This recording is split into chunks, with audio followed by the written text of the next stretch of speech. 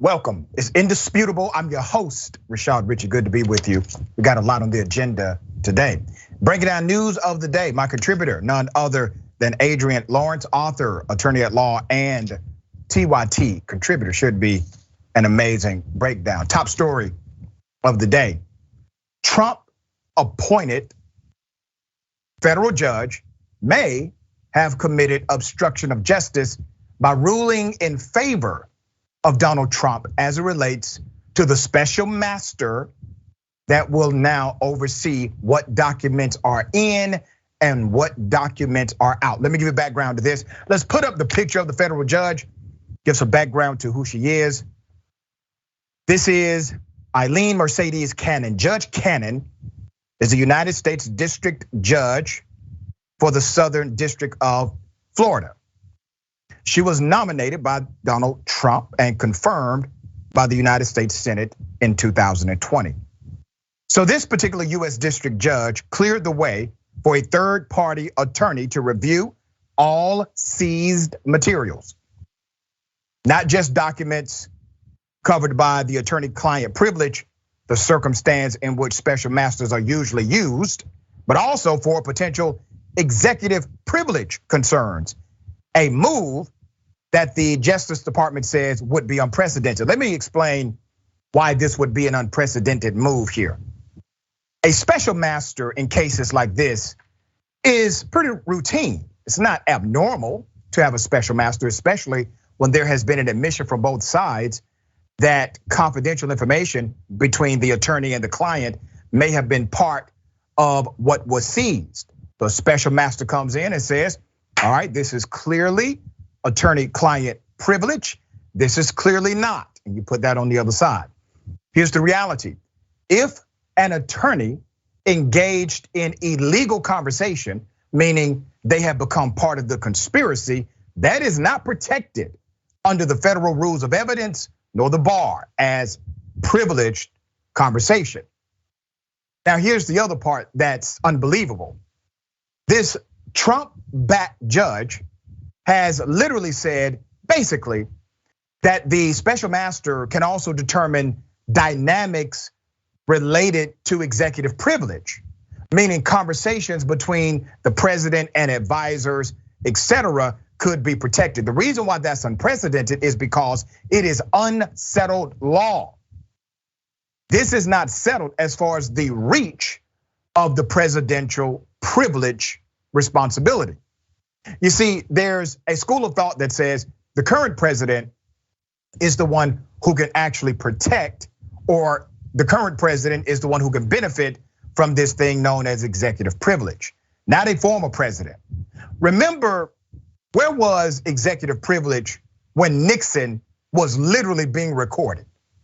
The reason why it did not protect Nixon is because Nixon was engaged in an illegal conversation, according to the narrative of his political opponents, some political allies, and also the prosecutors. There's more. Here are some key takeaways from this entire ruling. Here's what happens next. A significant win for Trump, many are calling it. The primary takeaway is simple. The ruling is a major legal win for Trump, according to legal analysts. Trump filed a lawsuit seeking a special master to review the materials that the FBI seized last month. And now, one will be appointed with the potential to decide that certain materials are out of bounds to the FBI's investigation. Remember, this is the investigation. We're not talking about rules allowed in the courtroom. We're talking about the investigation. So Judge Cannon bought into the skepticism of Trump's lawyers when they raised the issue about the search at the Florida resort. As they questioned whether investigators could be trusted to properly filter through the thousands of documents that were seized, the judge rejected the Justice Department's assurances that its internal filter team had already sorted out materials that could be subject to attorney-client privileges. Now remember, they've already gone through the material. You have to understand this. This is not about what the federal government is able to review. They've already reviewed it. They've admitted to it. They say, listen, we've already done this part. We have filtered out what is actually protected and what is not. So this is not about the knowledge of what the federal government is aware of. This is about what can be used as an investigative standard and what can ultimately be introduced in the court of law.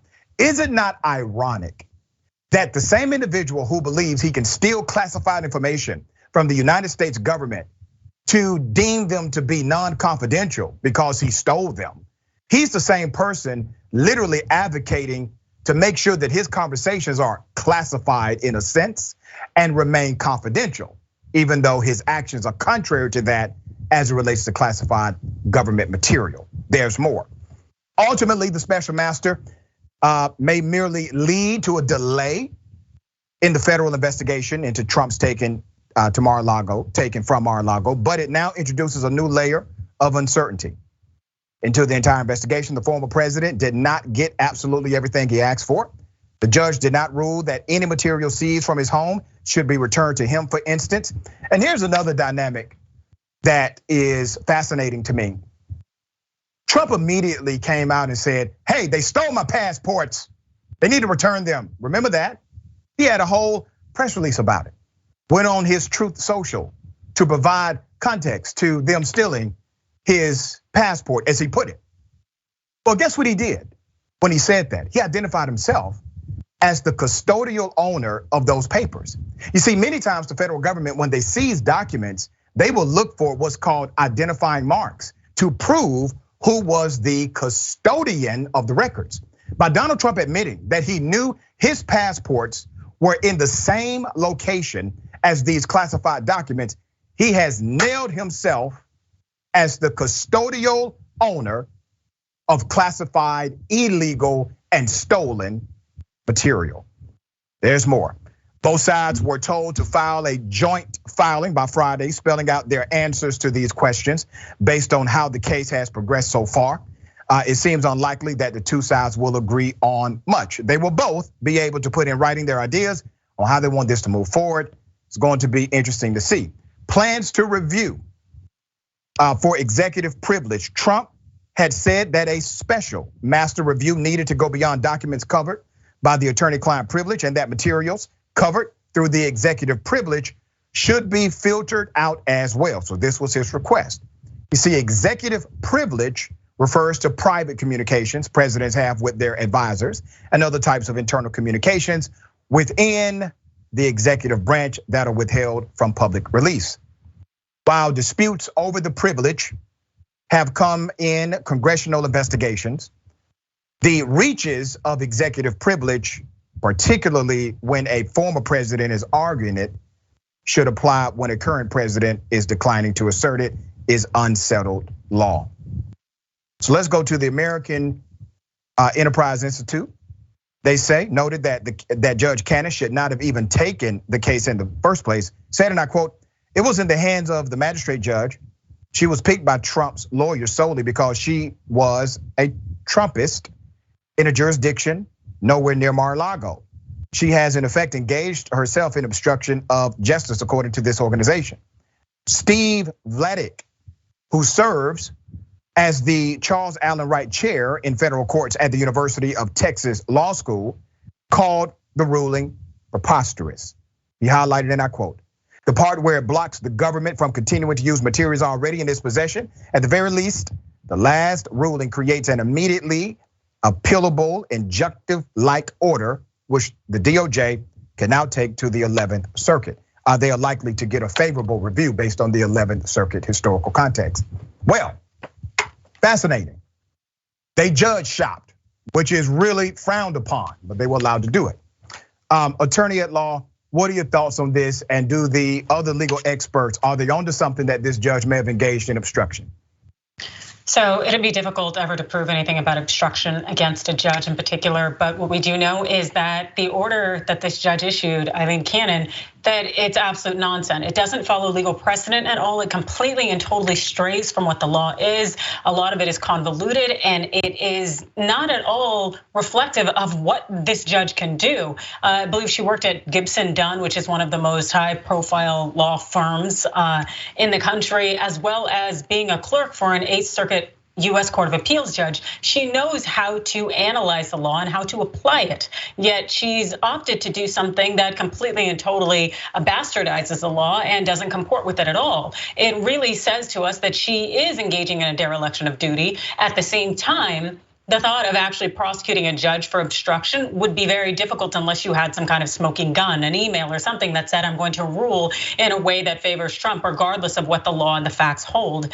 And it's so incredibly disheartening because Cannon initially came into the situation seeming somewhat objective, demanding that Trump's team explain why they came to her as opposed to Reinhart in the court that they should have gone to. And so she actually seemed like she wanted to uphold the law, but something's definitely changed since that point in time. And the problem is that we have adjusted the system that does allow people to be above the law because nothing is happening that would stop that from going on right now. And it's extremely disheartening, especially since going to the 11th Circuit means you're gonna have 6 Trump appointed judges up there on that Court of Appeals that will be looking over this order. Yeah, well said. All right, we're gonna continue to follow it obviously to the ultimate conclusion.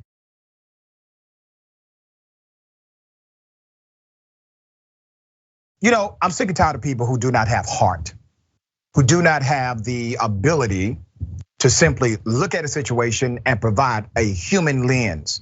A Popeyes manager, a staff member at Popeyes decided to call the police on a young college student who had the audacity to purchase a meal for a homeless individual. He was simply unsheltered and they told her her money was no good. Here's the video. So this homeless man, I'm trying to order a 2-piece dinner for them. Well, may I speak to the manager? Hold on.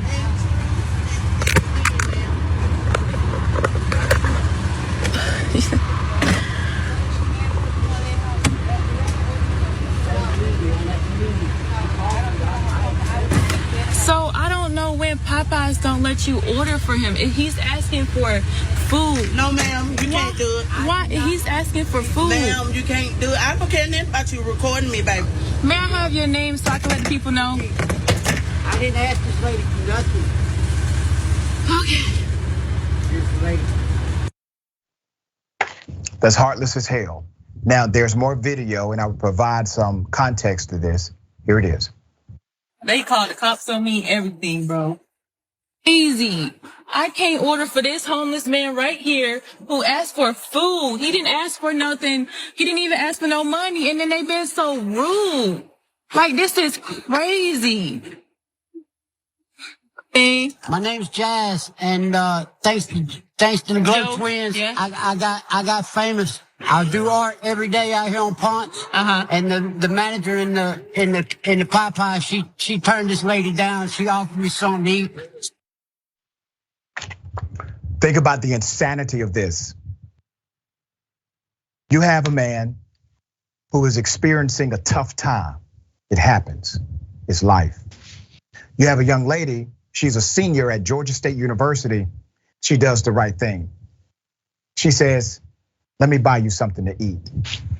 She engages the staff at Popeyes and they decide to tell her she's not allowed to make that purchase, contrary to the rules, contrary to the policy of Popeyes. That comes out later.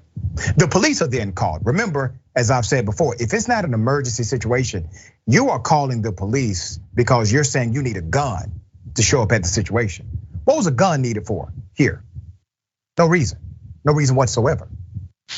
Let me provide some more background. Put up the picture of this amazing young leader, okay? Her name is Miss Ortega. She's a senior at Georgia State University. So this Georgia State University student says workers at an Atlanta Popeyes called the police on her after she tried to buy food for a man experiencing homelessness. GSU senior Ortega told Fox 5, Rob D. Rienzo, that she was picking up an order for DoorDash at the Popeyes near Ponce de Leon Avenue. When she noticed a man off to the side who looked hungry. When she went to order him a 2-piece, employees at the store were not happy. There's more. The officer pulled me to the side and said, I really thank you for doing that. Thank you for buying him food. I appreciate that, Ortega said. Ortega says they eventually got a hold of a general manager at the store who felt terrible about the whole thing. He ended up letting her and the man order anything they wanted that night free of charge. Big ups to that manager. Popeyes told Fox 5 News, a local affiliate in Atlanta, in the statement that they, and I quote, are committed to treating everyone with dignity and respect, adding, we have ensured all employees at this restaurant have been provided with retraining to help navigate a range of guest interactions, such as the situation highlighted in the video. Let me say this to those who are working at Popeyes. Shame on you. Shame on you. We're all in this together. Now, I'm not convinced that Popeyes corporate is just in love with the unsheltered. I don't buy that. I understand the public relations response, which was required due to the scene being recorded. I get that. If you work a job, and I say this about police and anybody, if you work a job where you shed your decency and humanity in order to transact business, you should not work that job. What in the hell was it going to harm if this young lady purchased a meal for this man who was temporarily unsheltered? Here's the other thing. I've worked in fast food before. I've worked at multiple fast food restaurants. I've worked as a waiter. I've done all of that, hard work. The hardest work that I've ever experienced in my life. That's why you respect those in the service industry. It's hard work. So I get it, it's hard work. At the end of every shift, what do you do at the end of every shift? There's food left over. You throw that food away after first making sure nobody who works there wants to take it home. That's the way it works everywhere. Has anybody accused you of stealing? Has anybody said you can't do that? Has anybody said, no, you must not take this food home because we need to put it in a trash can? Damn it, it's food that was being paid for by a customer of Popeyes. I hope this is a lesson for everyone involved. Obviously, the management, they are in disagreement with how the staff operated here. Let me go to Adrienne Lawrence. Adrienne, the police said we're not arresting anybody because nobody committed an offense here. But obviously, whoever called the police at Popeyes thought a crime had taken place. Any crime here at all? No, I think the only crime is filing a false police report, is wasting resources of law enforcement in the city to have a situation where this woman working at Popeyes just simply did not want an unhoused person to be fed. This is very, very disheartening and scary. It's so sad that so many members of our society think it's okay to not only ensure that other people go without food, but to essentially proactively get in the way and avoid someone who's unhoused from being able to enjoy a meal that has been paid for. There's no issues, as you've noted, in terms of putting it, handing it out directly from Popeyes, which we've seen lawsuits and things like that, which is why oftentimes people will put it in a dumpster or put it near a dumpster so other people can access it if they are hungry. None of those factors were here. It was someone simply looking to pay and to improve someone's day and situation. So the thought that this Popeyes employee felt the need to interject and to call law enforcement, it really does speak to their character. Yeah, and listen, to the young brother, to the brother who's temporarily unsheltered, let me say this to you. What you are experiencing is not a personal failure, it is a policy failure, okay? Understand that. And it will take better policy in order to correct or remedy that situation. And I'm going to add a very quick personal story. 9 years ago, I went to an Applebee's on Memorial Drive in Atlanta, Georgia, actually DeKalb County. Went to this Applebee's, I saw an unsheltered man outside. I was by myself. I said, brother, just come in with me, sit down with me, and I'll buy you a meal.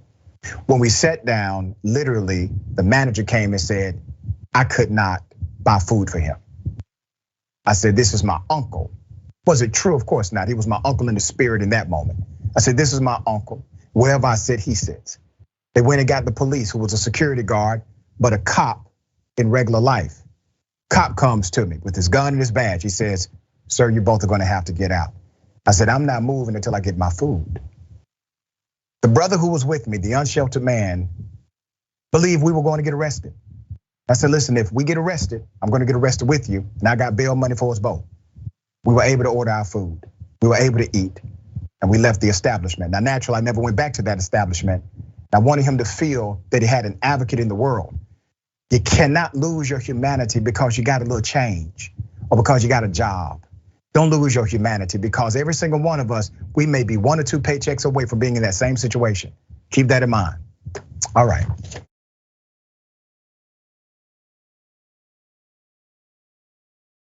Okay, my kind of mayor, black mayor, has been targeted, is now under criminal investigation because he decided to remove Confederate monuments that he had permission to remove. Let me go to the first video. Here it is. Yo, it's time for this monument to come down. People voted. I tried with a hammer. That wasn't enough. So now here come the tractors. Drive it down. Yes, sirs. Yes, sirs.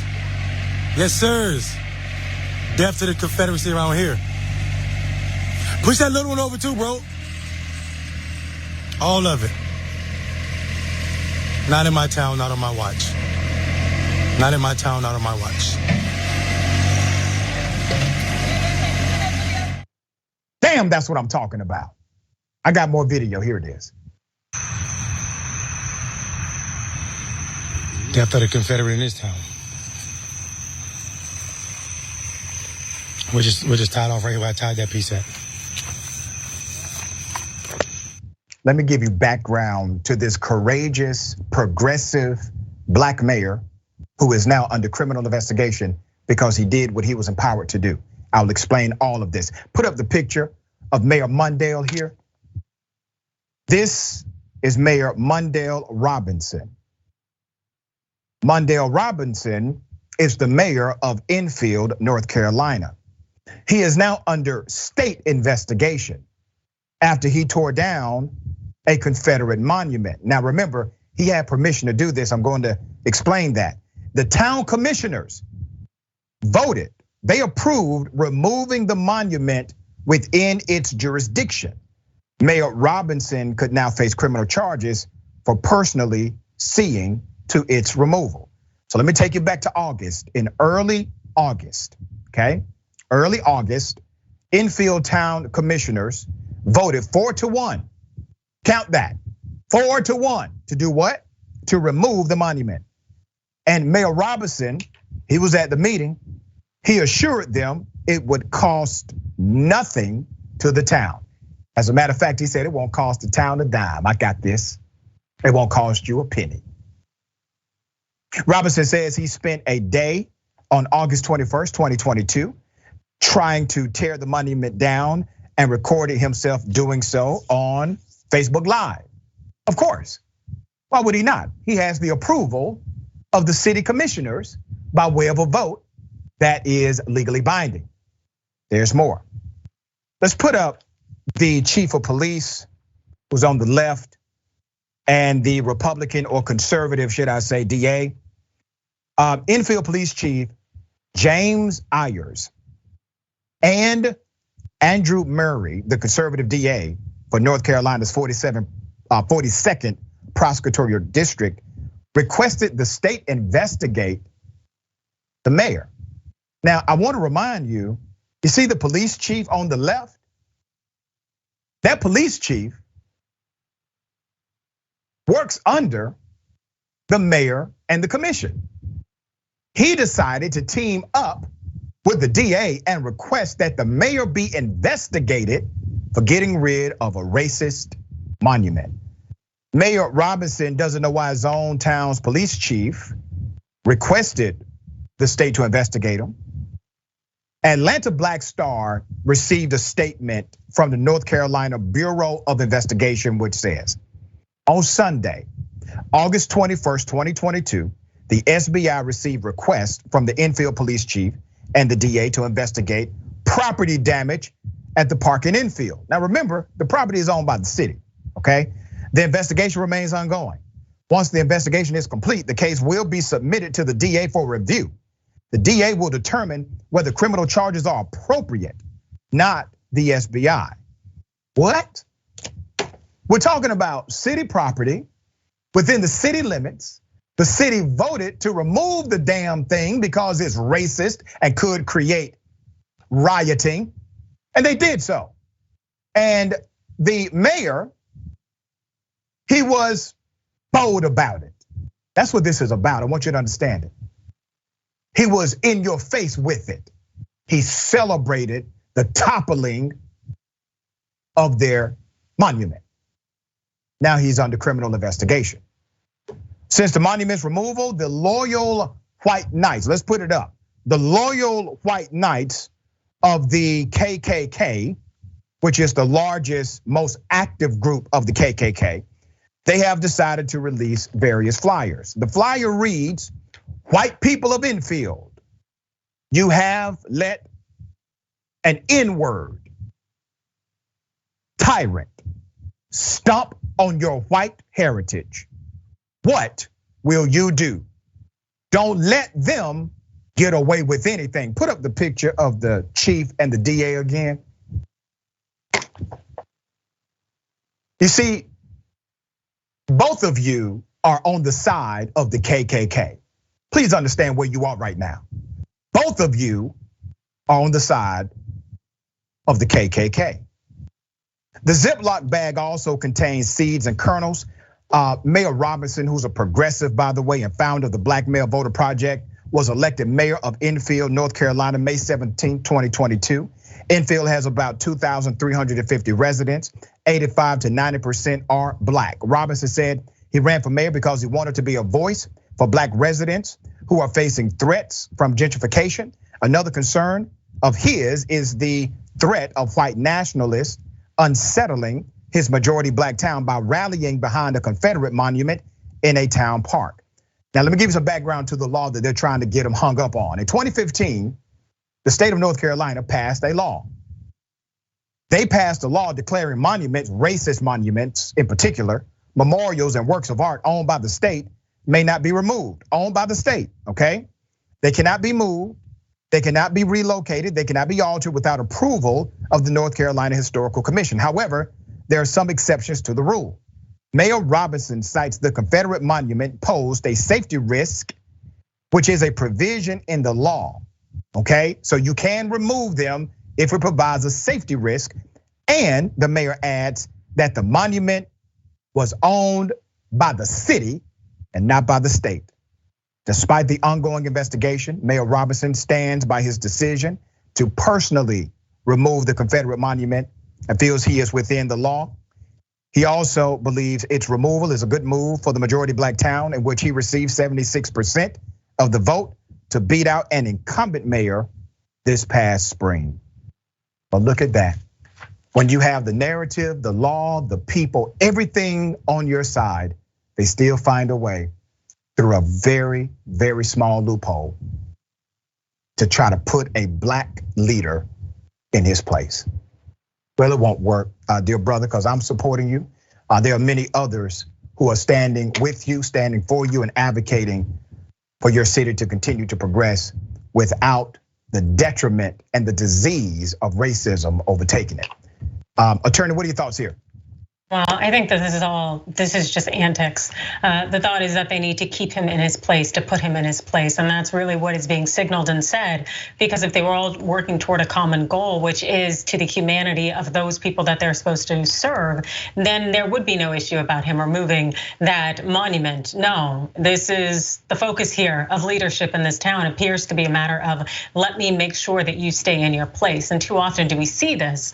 And also seeing members of the KKK leave these flyers. It's just so interesting to me how it says white people, they're attacking your heritage of Confederate monuments. Confederates were losers. So if your heritage is being a loser, to act this way really just signals that this is exactly who you are in terms of having this loser mentality and not wanting any person who is black or in a position of power or authority to actually be able to do their job. No, the main goal here seems to be to put him in his place, and it tells you that the leadership isn't there for the people.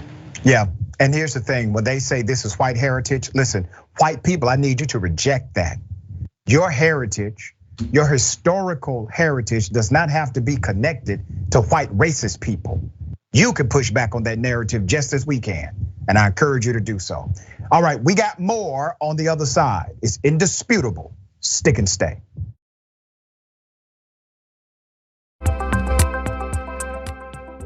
Welcome back. We got a lot of show left. Let me remind everyone about aspiration. Taking action against climate change can sometimes feel overwhelming, but every little step towards a more sustainable lifestyle counts. Here's what you can do.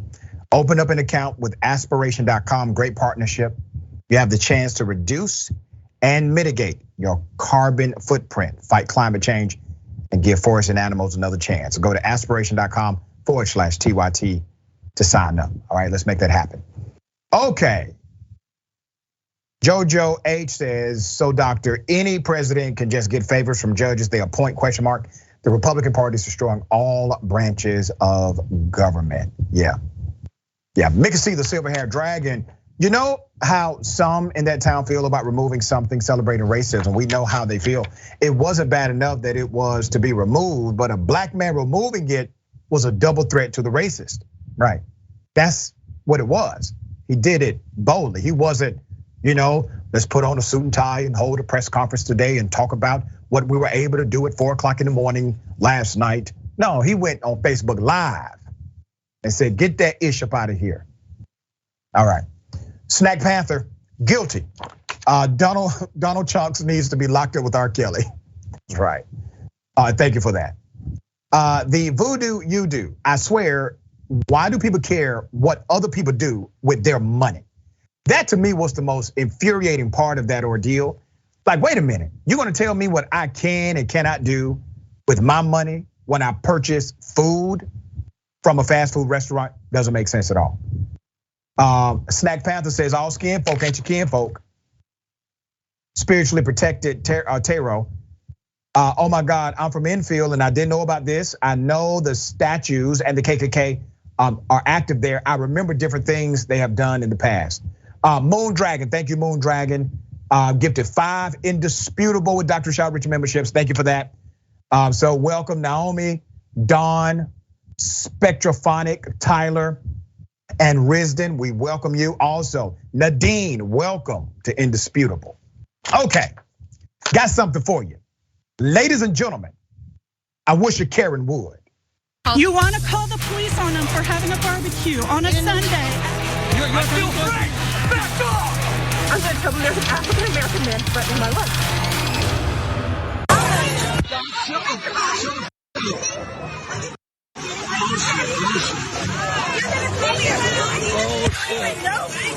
There's kids around. She started it. She started it because of No. Stop it. Oh my God.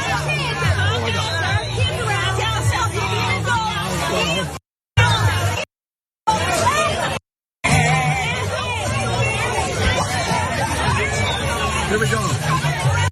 Oh, baby.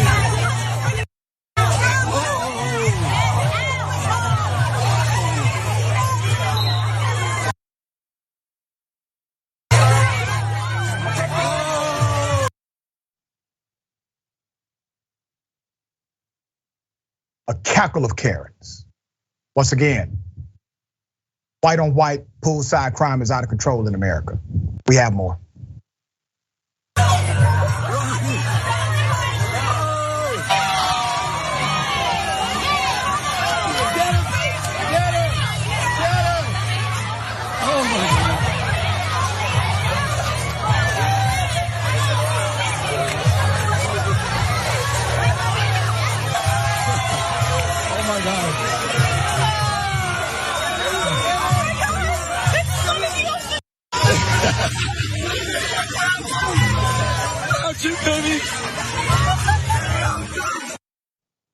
Savages is what they are. Okay, this was at a pool party connected to a hotel, according to the narrative we have so far. Details are not plenty right now. Let's put up one of the graphics here. It seems as if it revolved around these two individuals. and then it became much more massive after that. We have already determined a few things in our Karenicity handbook.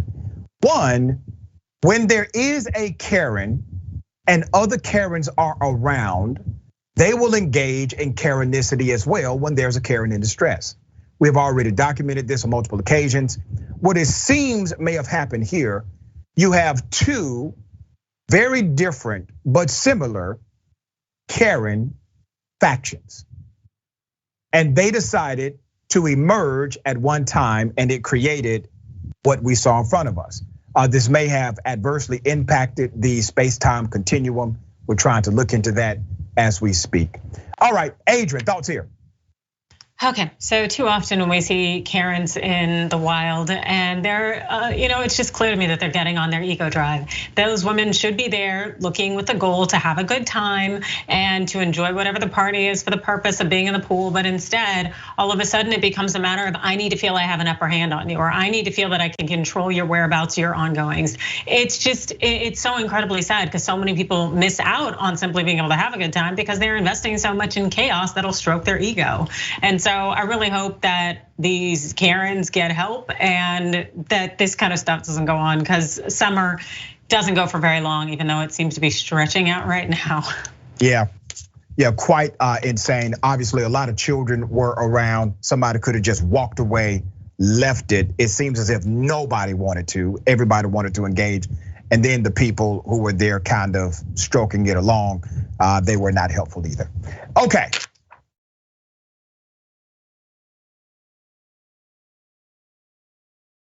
Got something for you. Double dose. You want to call the police on them for having a barbecue on a Sunday? I feel great! Back off! I'm going to tell them there's an African-American man threatening my life. Hey, you're not listening. Okay, so can you let me listen? But you're not trying to take my order. Like, I'm still trying to order. You're still trying to, like, kind of how homegirl, no. You're not listening. You're not taking your order. Okay, because you don't know how to listen. Do your job. Like, come to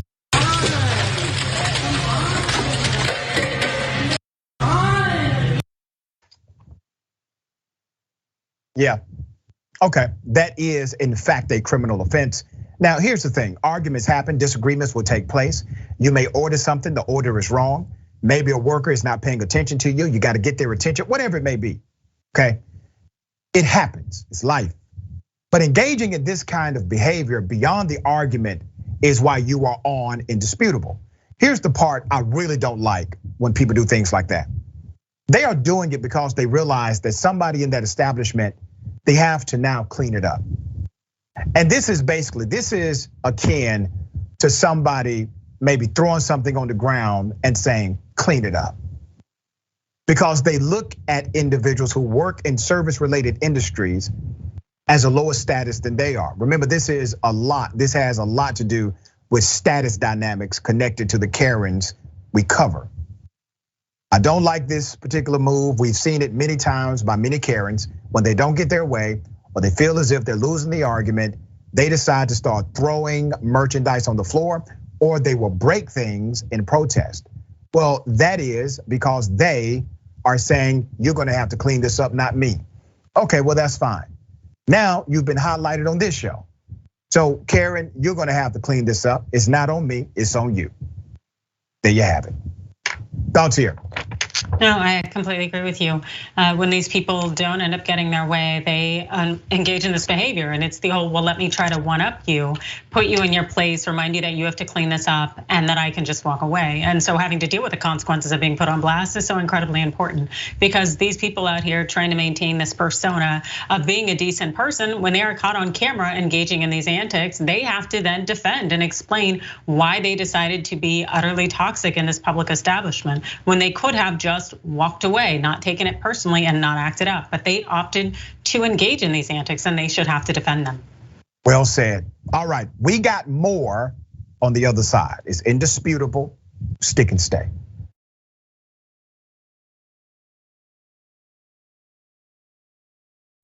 Always good to be with you. We got a lot of show left. Let me remind everyone of our sister Unbossed with Nina Turner is coming. If everyone watching live right now can just take a moment, go to youtube.com/unbossedTYT. I need you to subscribe. That's going to give Senator Nina Turner a big boost before her show launches on October 17th. Subscribe to Unbossed with Nina Turner. Get ready to tune in daily at 4 p.m. Eastern time, 1 p.m. Pacific time, starting October 17th. YouTube.com/unbossedTYT. All right, let's read some of the comments. I Am Sock says we need to isolate the chemical transmitter that Karens expel to anger each other and develop an antidote. That's what it is. There's a particular pheromone that goes out when there's a Karen in distress that only other Karens can recognize. You're right. We're getting somewhere now. Next TYT reporter says, similar to a height chart, we may need a maturity chart for pools. You must be this mature to swim in the pool. Also, rule number 1, no Karens. You know, that's what I need to do. If I own a restaurant, what I'm gonna do is have on the front door, no Karens allowed. That should do it. The glass of shut up juice, tall glass of shut up juice says, that's a criminal offense of a 2-year-old, sheer trash. Yeah. C. Michael Henson, thank you, C. Michael. Hey, somebody tell their Karen they can't put vodka in that restaurant, so they can't put it in your drink. Okay, all right. A racist individual decides to harass a FedEx driver. Here's the video. Give your father. Give your father. What the? You dumb black. My dog is here right now. You get hurt. Bird fish. Cool guy. Nah, dude. Get.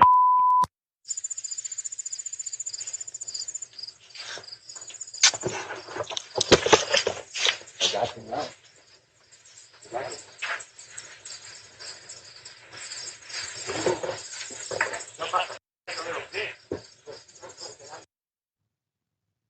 After the assault and the racial slurs, he then decides to take a package, all right? So let's do it this way. Let's highlight a screenshot here of the individual who was the victim. This is a Michigan situation. A Michigan man may now face a hate crime charge for attacking a FedEx driver, stealing his deliveries, and calling him the N-word repeatedly. The FedEx driver, his name is Terrell Lipsey, caught the assault on August 27 in Michigan on his dash cam video, shared it with the media. The driver said the man called him the N-word at least twice, rambled about his dog, and at one point said he would sick the animal on Mr. Lipsey. He said the attack didn't stop there. There's more background. Lipsey said the man then began following him to homes and stealing packages. Imagine the fear of this FedEx worker. One of the thefts was caught on a Ring doorbell camera. Neighbor Andrew Moore, who captured the video, said there were medical supplies inside of that package for his sister, and those medical supplies were taken. A FedEx spokesperson said the company is, and I quote, both saddened and outraged by the behavior exhibited in this video. And our first concern is for the driver involved. We are staying connected with him and offering our support.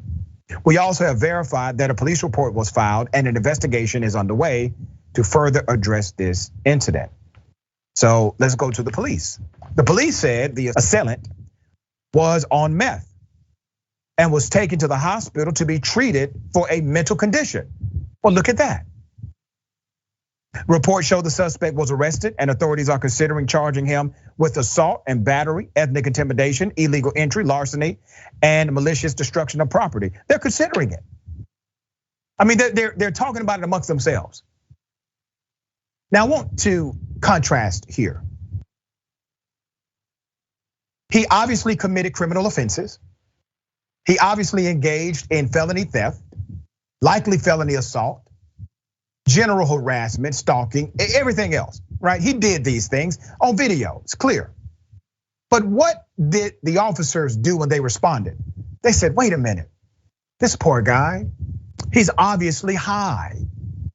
He's on meth. So let's not criminalize him.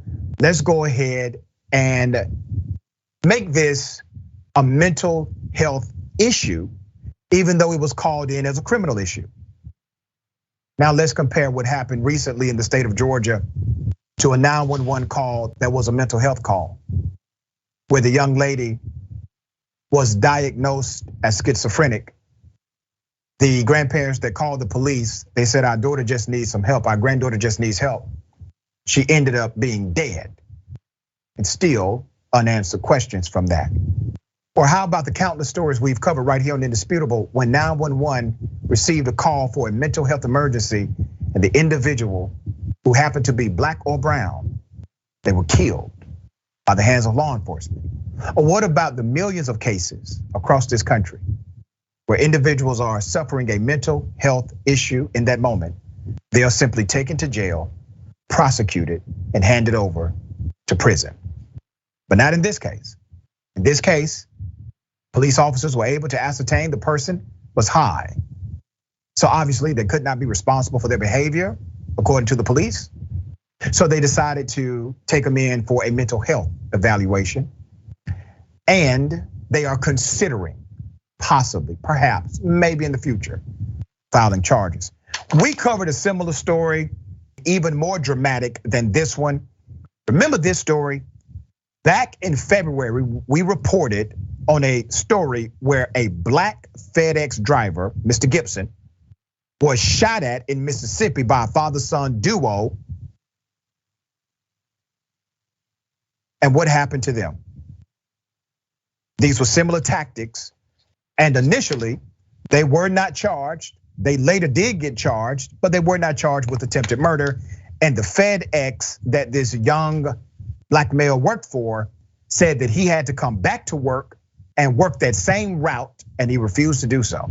That was the story back then. FedEx had a different response back then than the response today. Maybe a difference between corporate and local, but still the same company at the center. All right, Adrienne, this is interesting. Please help me understand, why is it that the police decided to respond to this matter as a mental health response when it was a 911 call for a criminal emergency? It's very interesting to me who gets the benefit of the doubt in our society, whose humanity is readily apparent, who law enforcement and the system goes out of their way to ensure is cared for and treated with the utmost dignity and respect. And we often see that it is not black people, but it's generally white people, and including when the white person is the assailant, is the criminal, is engaged in behavior that is threatening society. And it's incredibly disheartening as well as pathetic, especially the system that says justice is blind and that everyone should be treated equally. Yeah, they should, but it's clearly not the case of how it actually ends up playing out. You know, my law school professor would be fuming right now because he's the one that taught me, and correct me if I'm wrong here, Adrienne, when you engage in illegal activity, like let's say drinking too much then driving, you are criminally and civilly responsible, even if you're out of your mind. You are criminally and civilly responsible if something adverse happens because you engage in the initial action that you knew could lead to this kind of outcome. Why is it that if the person happens to be high, he is no longer, according to the current narrative of law enforcement, responsible for the product that comes after him getting high? Tell me the difference here, if you could. Oh, there's no difference. It's just selective application of the law. These officers, and I'm sure whoever the DA is, just using their judgment to decide of who they want to apply the law to and who they don't. Because it is absolutely correct that if you ingest something knowingly, whatever the consequences are is a you issue. Yeah. And the fact that they don't want to hold this person accountable for their behavior. Again, I do very much appreciate the use of discretion and deciding when you should enforce the law and shouldn't. But it's just interesting how those who enjoy the benefit of the law not being enforced tend to look a certain way, particularly when their victim also looks a certain way. That's right, and that's the point we're trying to bring home here.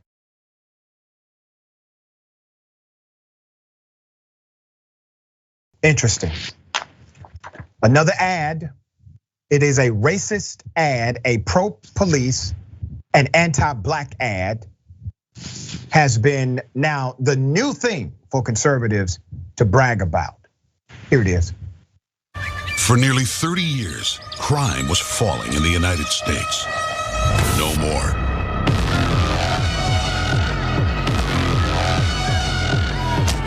The national murder rate is at its highest in 25 years. Oh my God! The result of far-left policies that leave innocent Americans at the mercy of violent criminals. You've seen the images.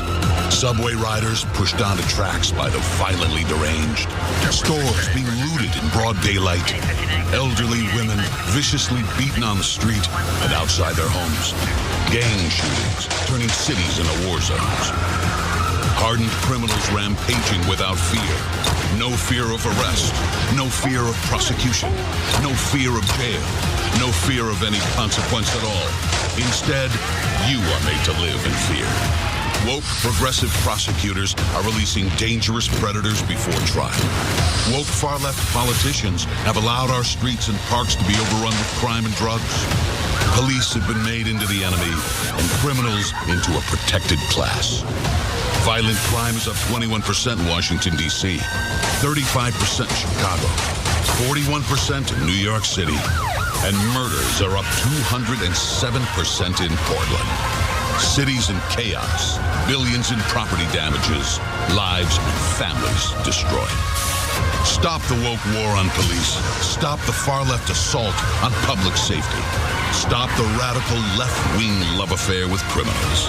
Stop the insanity. Citizens for Sanity paid for this ad. Citizens for Sanity. You all are cowards. Providing false commentary. Fake news, I call you. But I got receipts here. All right. You see what they did, right? You see what they did? They wanted you, whoever watched that commercial, they want the watchers of that commercial to readily identify criminal and black. They want to criminalize blackness. Now, what they also did to save themselves, so to speak, is they put a black person in the beginning and a black person on the end of the commercial that seemed non-criminal in their narrative, in order to say, well, how can we be racist? We are putting up decent black people in the beginning and the end of the video, okay? That's the manipulation. It lets you know they are engaged in intentional manipulation. Let me give you some facts here. Let me give you a real breakdown of crime stats, contrary to what this video seems to support. In a report titled Race and Hispanic Origin of Victims and Offenders, 2012 to 2015, the DOJ's Bureau of Justice Statistics found that a majority of most violent crimes were committed by people who are of the same race as their victims. Indeed, the rate of white-on-white crime, violent crime, it found, is about 4 times the rate of black-on-white crime. Black people are over-policed. Study after study has shown very clearly that police are more likely to search black motorists after traffic stop, even though those same studies found that white motorists are far more likely to be in possession of illicit drugs or weapons. This is true all over the country, in North Carolina, in St. Louis, Vermont, Nashville, Milwaukee, San Diego, and in Boston, according to verified research and reports. Black people resist cops less than white people. A new cache of data, new data, shows very clearly. The Chicago Police Department shows that the claim that black people are more likely to face police violence because of non-compliance is actually a dreadful myth. According to the new number, Chicago cops use more force against black citizens on average than any other race, even though black citizens tended to exercise less resistance than whites, according to their own data. Under the same circumstances and faced with the same level of danger, cops tended to resolve the situation without firing their weapons much more often for white citizens than black citizens based on their own data. Black people are more likely to have deadly force used against them. Let me give you the background to that. According to the analysis of the police reports, black subjects were deemed to present a deadly threat to police officers slightly more often than whites. But when faced with the white subject deemed to present a deadly threat, officers used lethal force in just 28% of those cases. Meanwhile, cops fired upon black suspects or subjects at a rate of 43% for a similar offense, okay? Now, let me also highlight the low success rate in cops solving actual crimes. The data shows very clearly, once again, that consistently over the decades, fewer than half of serious crimes are reported to the police. Few, if any, arrests are made in those cases. In reality, about 11% of all serious crimes result in an arrest and about 2% end in a conviction.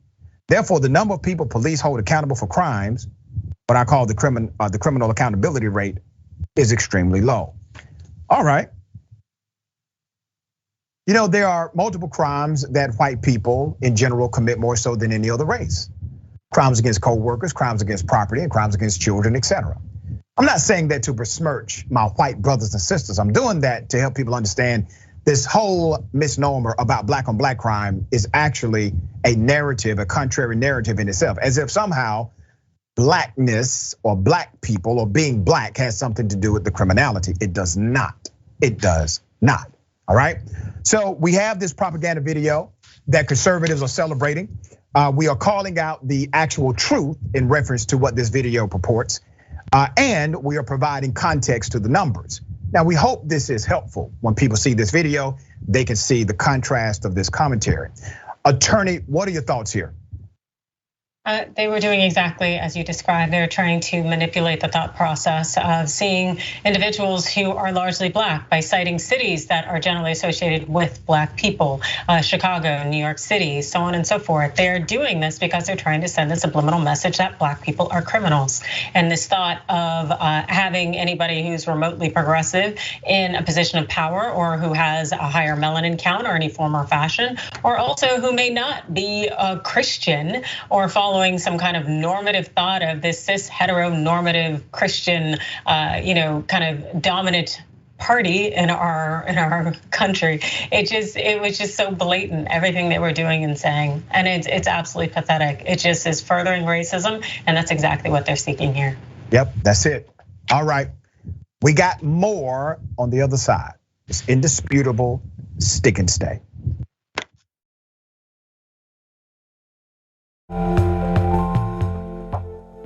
Welcome back. We got a lot of show left.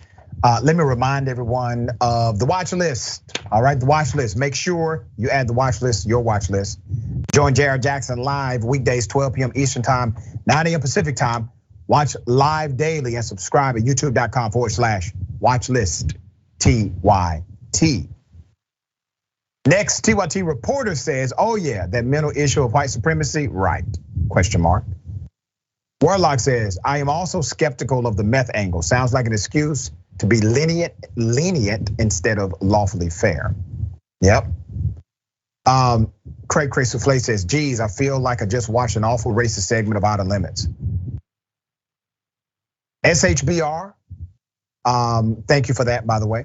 Thanks for all this great content. It's how I stay informed. Regular news is a little tainted to me. Thank you for that. We really appreciate you. Thank you again, C. Michael. C. Michael Henson says, Dr. Richey, I believe the fix is already in with this racist man attacking the FedEx driver. I first had my suspicions when I saw the doorbell camera footage and the suspect's face was blurred. Yeah. Aaron Easton. They missed plenty of January 6th footage talking about citizens for sanity. Ridiculous commercial. All right. California cops under investigation because they decided to create a bloody takedown because of an ordinance violation. Here it is.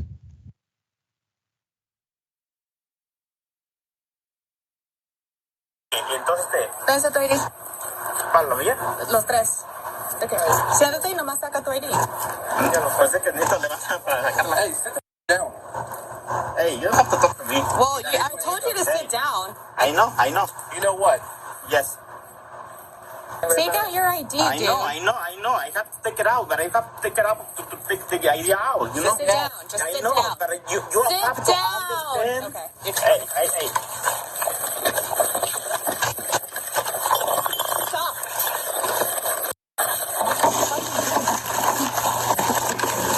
I'm gonna cramp, dude. He ends up punching this man. He ends up pushing his head into the concrete. Now remember, this individual was only standing in order to comply. They said, give us your ID.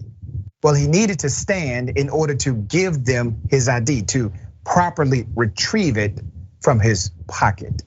He made that clear. Here's what else happened.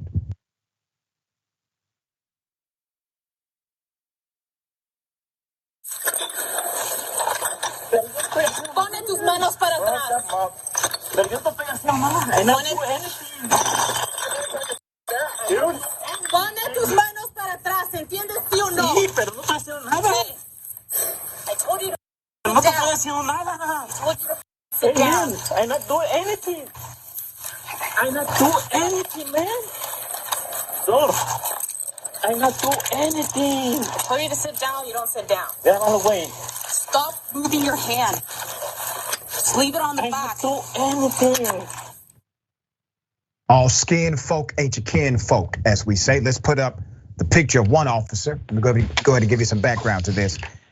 It actually happened on the evening of July 27th, when a San Rafael officer, Daisy Mazariegos, confronted the victim, Mateo. Mateo and two other men were drinking beers after work. The area, an industrial section of the Windward Way, is commonly where day laborers come together to socialize. Okay, they don't harm anybody. They actually go there because they don't want to be loud at their apartment complex when they're talking to each other and having a drink after work. Mateo, far left, is a popular county gardener. He explains to the officer that he and his friends come to the area so they don't disturb his neighbors at the apartment complex who may complain of noise. As you saw, is after the initial officer asked for their IDs that things get tense because of this guy, Officer Brandon Nails' attitude. So here's what's happening. One officer says, give me your ID. So he stands up. The other officer says, sit down. And all of a sudden it becomes about everything but the law here. It becomes about ego. It becomes an issue of status, putting somebody in their place, abusing your authority, everything but the law. It is worth noting, let's put his picture back up. Nail is 6 feet tall, 250 pounds, where Mateo is 5 feet tall and 130 pounds. When the officers lose their temper with Mr. Mateo, from his body cam, Officer Nail forces Mateo to the ground over beer bottles, an open container, punches him in the nose, and pushes his face into the rough pavement. You see those pictures? We got the exact screenshot. That's not policy, what that cop is doing. The rest of the footage via transcript shows the varying responses and attitudes the two officers gave over the incident. After the officers loaded Mateo into the patrol car, Officer Mazariegos, in the car, door slams, they discussed what happened with paramedics. Unidentified firefighter says, what happened? Was it a fight? The officer says, uncooperative. So we took him down to the ground. Their colleagues, Officer Nail says, his face is blown up. Unidentified cop says, what's that? Officer Nail says, he had a bad day. And their supervisors, unidentified supervisor comes and says, how you doing? Officer Mazariegos got out of hand and then laughs. The unidentified supervisor says, okay, you need anything? The officer says, no, I'm good. Below is what a sergeant says as he walks away from Officer Nail. The sergeant, who's unidentified, says, you're giving me a great experience with use of force, dude. That's what he said.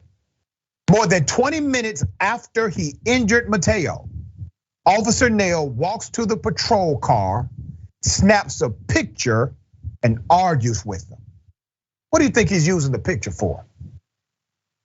That's his trophy. Snaps a picture. A sergeant already assigned the officers to take evidence, photographs, and Mateo's attorney wonders if this picture was some sort of trophy, as I just explained. Later, Officer Nail wrote in his police report that Mateo, and I quote, reached his right arm around the back of my neck and started to squeeze in an attempt to put me in a headlock, adding, he began to swing his right hand at my head, striking me several times on the left side and back of my head. None of that happened. None of that happened. Not a bit of it. The cop who lied on the police report has now committed a felony offense. Has he been arrested? No. Has he been charged? No. But Officer Nail's report convinced the Marin County District Attorney to file a felony resisting arrest charge against Mr. Mateo and 3 misdemeanors. The defense attorney explains that the DA filed those charges and set a prelim hearing date without viewing the body cam. Now the charges have been dropped. Let's put up the pictures of the chief. You got Chief David Spiller declined to speak on Officer Nail's record for ABC 7 News. Media officer Lieutenant Scott Eberly initially told ABC 7 the officers remained on active duty on Friday. However, also last Friday, he later informed KTVU Fox 2 the 2 officers were placed on paid leave. The female officer has been an officer for 2 years. Nail has been an officer for 3. All right, so here's the thing. You see, Mateo, the person that you assaulted, he does have a community supporting him. This is part of it. And so we are exposing not only you, but also the ridiculous aspect of this man being charged contrary to the video evidence presented. I'll be damned. Now, hopefully this is a lesson for those who are in law enforcement, but let's be very clear. If it had not been for media getting a hold of this story, if it had not been for the local affiliate of ABC continuing to press the issue, those cops will still be on active duty. Those cops will still be free to harass others in the community. Mr. Mateo never should have experienced this. This is doing a disservice to all cops in this country. You got to get rid of your bad actors among you, because if you do not, the divide between cop and community will grow. All right, Adrienne, thoughts on this? You know, if that department at all cared about justice, if it cared about its people and its community, it would have already done away with those cops, gone ahead and let them go, because it's clear and evident without question that they were looking to harass someone, that they were willing to lie, to do whatever they could to take advantage of this man, assuming that no one would be able to stand up for him, that he wouldn't have any kind of resources to challenge or push back. They were taking advantage of an individual and violating their civil rights, and doing so without batting an eye. This is who they are, and they will continue to do this in the event that they are allowed to continue to be law enforcement officers. To everyone watching, one of the greatest things you can do for your local community is make sure they have a strong citizens review board with subpoena power to watch over law enforcement activity. All right, we need those more than ever. We got more on the other side. It's indisputable. Stick and stay.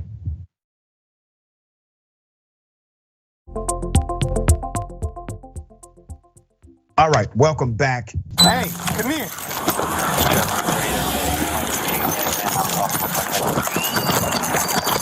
Hey, take your hands out of your pocket, bro. Take your hands out of your pocket, bro. Take your hands out of your pocket.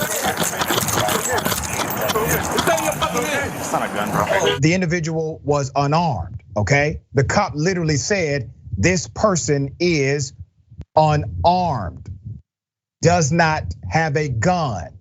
It is not a gun, period.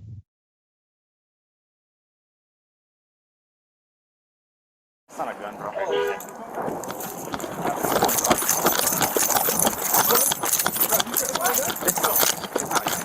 Hey, drop it! What is? Bro, you sure that's not a gun? Huh? Hey, drop it! Drop!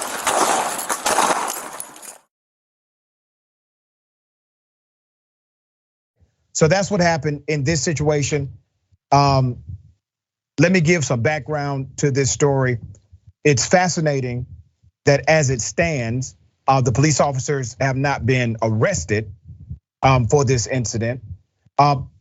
According to the poster of this video, the individual, let's put him up, Jermaine Petit, 39, was handcuffed at the scene, taken to the hospital, is now in stable condition. He's an unsheltered individual. He is expected to survive. He was later arrested on 2 outstanding felony warrants for resisting an officer and assault with a weapon.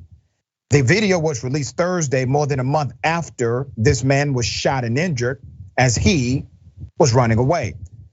So let me show you the object that he had. Let me show you the object he had. The video was released on Thursday. Once again, more than a month after the incident. The object that the cop identified as not a gun, said not a gun, was a 6-inch black metallic latch actuator, which is used on cars, was recovered from the scene. So on July 20th, police requested the DA to charge Mr. Petit with 2 counts of brandishing a replica firearm. Now, need I remind you, the cop said, no weapon. There's no gun here, and still shot him. So that case is still pending. The LAPD identified the officers who fired as Sergeant Brett Hayo and Officer Daryl Glover, who is pictured here. As we are unable to locate a photo of Hayo, here is the LAPD chief, Michael Moore. The shooting stemmed from 911 calls on July 11th, reporting a man who was possibly armed with a handgun. In one call, a male caller tells the dispatcher that a black transient man brandished a black handgun after the caller told the man to leave. After spotting Petit walking down the sidewalk, 2 officers exited their vehicles with their guns drawn and ordered him to stop, according to the body camera. So let's go to the captain. This was Captain Kelly. This is Captain Kelly Muniz, a police spokesperson, said that the officers told Petit to stop multiple times. However, Petit refused to comply with the officers' commands and instead continued to walk away. The officers followed Petit on foot. He turned toward them multiple times while pointing a black metallic object. Now they're saying still it was believed to be a firearm, but in the video, it is clear the officer says there is not a gun. He doesn't have a gun. So even after they clearly conclude he has no gun on him, they still shoot him as he's fleeing. They are still saying, well, maybe he had a gun. All right, so we're gonna continue to follow this story. It's unbelievable, but believable, tragic, should not have happened. Adrienne, thoughts here? It's really mesmerizing to me how so many of us Black people are literally born with guns attached to our being in some way. It's like we have an extra appendage. It's just, it's absolutely fanciful and completely wrong for them to know that he doesn't have a gun and that he wasn't carrying a gun, yet to try to incite these charges based on being armed. It continues to show us why we need to monitor and record law enforcement, because they cannot be trusted. Well said. Always a pleasure, dear sister, having you on the program. Tell people how they can follow you, check out your great work. You can catch me on Rebel HQ, which is on Facebook and YouTube. I'm on Instagram at Adrienne Lawrence and on Twitter at Adrienne Law. All right, there it is.